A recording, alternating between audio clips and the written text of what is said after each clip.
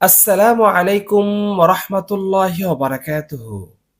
প্রিয় দর্শক শ্রোতা, আশা করি আল্লাহ পাকের অশেষ মেহেরবানিতে আপনারা সকলেই ভালো আছেন। অসুস্থতা জনিত কারণে রমজান মাসেও অনেকের নাক, কান ও চোখে ড্রপ নিতে হয়। কিন্তু রমজানে রোজা থাকার জন্য অনেকের মনে প্রশ্ন থাকে, রোজা রাখা অবস্থায় কোনো ড্রপ বা লিকুইড অর্থাৎ তরল ওষুধ ব্যবহার করলে রোজা হবে কিনা।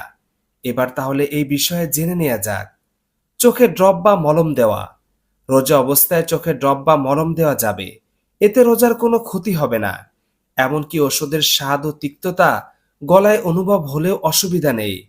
হাদিস শরীফে এসেছে যে হযরত আনাস রাদিয়াল্লাহু তাআলা আনহু রোজা অবস্থায় চোখে সুরমা ব্যবহার করতেন। নাকে ড্রপ ব্যবহার করা। রোজা অবস্থায় নাকে ড্রপ ব্যবহার না করাই উচিত। কারণ ওষুধ গলার ভিতরে চলে গেলে রোজা নষ্ট হয়ে যাবে। আর নাকে ওষুধ দিলে সাধারণত গলায় চলেই যায়। তাই রোজা অবস্থায় নাকে ড্রপ ও তেল ব্যবহার করা যাবে না। কানে ড্রপ ব্যবহার করা। রোজা অবস্থায় কানে ড্রপ ব্যবহার করা যাবে। কানের মাধ্যমে কোনো কিছু সাধারণত গলায় পৌঁছে না। আধুনিক চিকিৎসা বিজ্ঞান প্রমাণ করেছে কান ও গলার মাঝে এমন সরাসরি কোনো সংযোগ নেই। তাই রোজা অবস্থায় কানে ড্রপ ব্যবহার করা যাবে। এমনকি রোজা অবস্থায় কানে পানি ঢুকলে রোজা ভাঙে না। এমনকি ইচ্ছাকৃত পানি দিলেও রোজা নষ্ট হয় না। আল্লাহ তাআলা মুসলিম উম্মাহকে রমজানের রোজার যাবতীয় হুকুম আহকাম জানার, বুঝার এবং মেনে চলার তৌফিক দান করুন। আমিন।